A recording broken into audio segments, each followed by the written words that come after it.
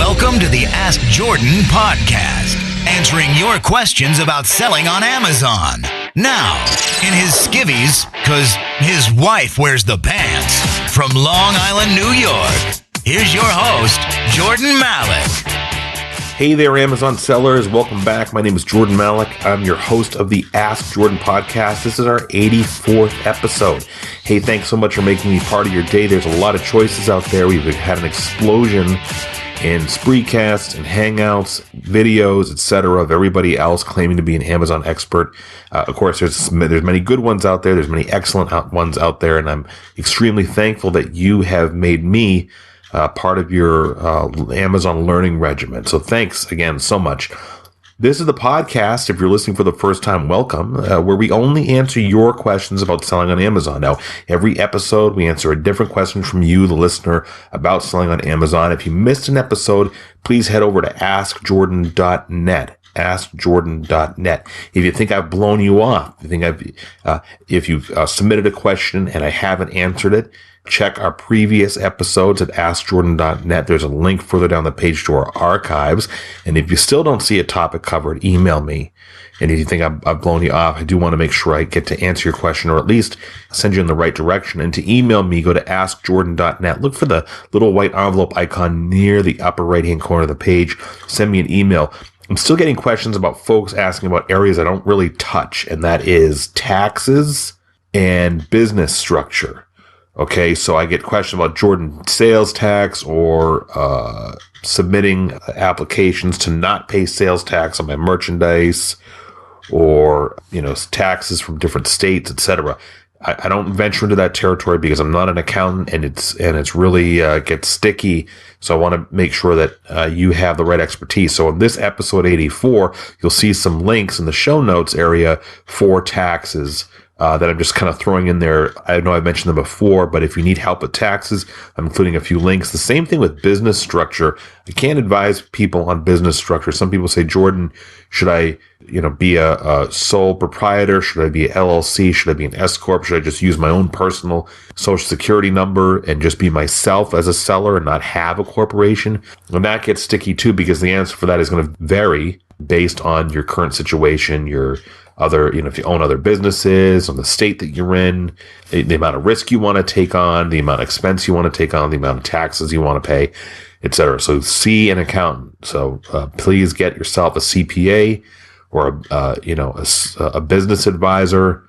Head over to your local chamber of commerce or small business nonprofit that helps small businesses. I think they're called SCORE, SCORE. I'm not sure, but definitely, if you're serious about being an Amazon seller, part-time or full-time as a serious revenue stream, get yourself an accountant.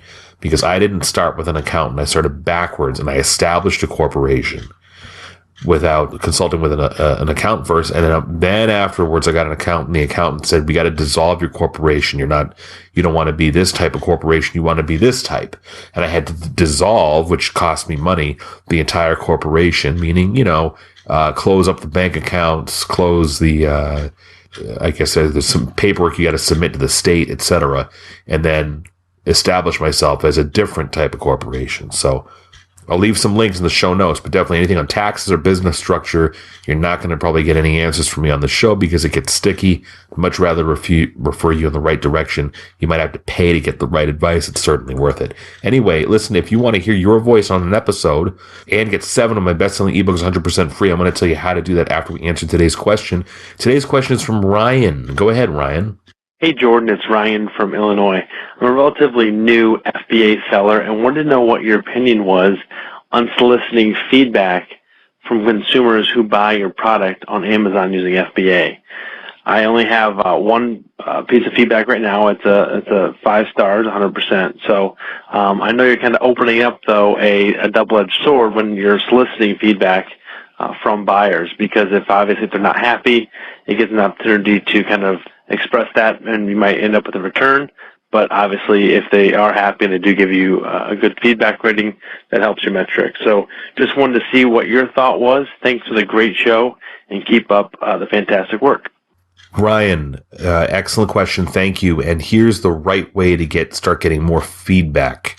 you have probably a variety of products on Amazon and you're not getting customers to leave you feedback. So that can be damaging, right? Because if you're just starting out, you've got, say, you've sold, let's say, 50 items total, and 10 of those customers have bothered to leave feedback, and one of them is negative, then all of a sudden you have a 90% feedback score. Not necessarily a reason to panic.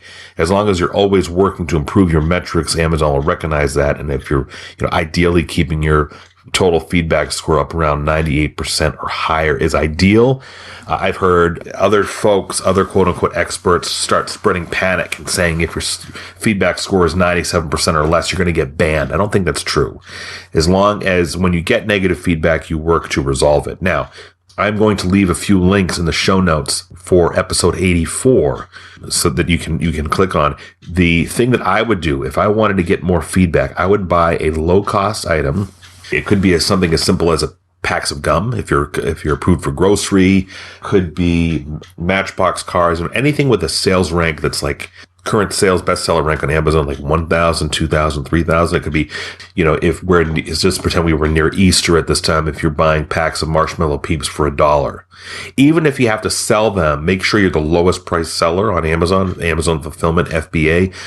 Make sure you're the lowest price seller, even if you got to sell it at a loss, because what you're doing is you're grabbing a bunch of customers, right? So if you are selling Marshmallow Peeps right before Easter, for instance, that's just one example. I'm sure you can go look at any category, grocery or toys, see what's in the top 100. Because Amazon lists that. They'll let you see the top 100 and then go out and buy the product at a retail store, provided the product is $5, $10 or less. And sell it, even if you have to sell it at a loss, because what you're doing is you're getting your product out to a bunch of customers, and then you follow up with an email. Now, I don't want to go through all the steps of how to do that, so I'm going to include, Ryan, some links for you on the show notes, a sample email to send, and with the instructions to send to an Amazon customer, asking them if they received the product and everything, and if so, please leave feedback, and here's a link, etc. I automate all that with a service called Feedback 5, and that's really what catapulted me to start receiving a lot more feedbacks. It automatically prompts customers to leave positive feedback for you. And the tool Feedback 5 will also help you if received negative feedback. It'll send you an alert and a couple other things that you can do to help alleviate that issue. I have a webpage that covers all that. Again, it's too long for me to rattle off. I'll leave it in the show notes. But when you're a Feedback 5 subscriber, their plans start at $9.99 a month. Their free trial is 14 days. When you use coupon code at checkout, JBMalik, JBMALIK, you will get over double the free trial time. So say if you sign up for the $9.99 plan, you'll get 30 days. So you get a month versus 14 days free trial. And I suggest you check that out. There's another solution that I haven't tested that I'm dying to test. It's very similar to Feedback 5, and they're called Feedback Genius. Feedback Genius, 2 words together, feedbackgenius.com. And they are also by a very reputable company. I have not tested them. I cannot attest to their usefulness, but I plan on reviewing them in the future. So that should help you, Ryan, consider buying a lot of products in bulk, not in bulk, but, quantity 10, 20, 30, 40 of low cost items that are ranked low, meaning excellent rankings on Amazon bestseller rank, but, between 0 and like 3,000 or between 1 and 3,000 sales rank, even if you have to incur a loss. Now, the other way to do that is if you're selling at a good clip, don't go out and buy extra stuff to sell. Just use a solution like Feedback 5, or just start emailing every customer that has purchased from you in the last 30 days. That's going to take time. That's why I use Feedback 5, because they will actually they'll go back a certain amount of months and automatically send the emails for you of your previous purchases. So you can, in one fell swoop with Feedback 5 or Feedback Genius, I'm not sure if Feedback Genius will do that, but I know Feedback 5 will do that. They will send automatic emails to the customers that have purchased from you in the last X amount of days. I forget what it is. And then you'll start getting feedbacks rolling in. Ryan, so definitely check out episode 84 for the extra links that I'm going to leave to help you over at askjordan.net, Ryan gets all 7 of my ebooks about selling on Amazon and eBay. Ryan, just go to askjordan.net, click on the small envelope icon near the upper right-hand corner of the page. Send me an email so I know where to send your ebooks to. And if you, the listener, want to submit a question to the podcast and have a chance to get all my best-selling ebooks, just like Ryan, call 516-619-ONLINE. That's 516-619-6654. Or head over to askjordan.net, scroll down, look for the directions on submitting your questions. Hey, thanks again for listening. This has been the Ask Jordan Podcast. We'll see you again in our next episode.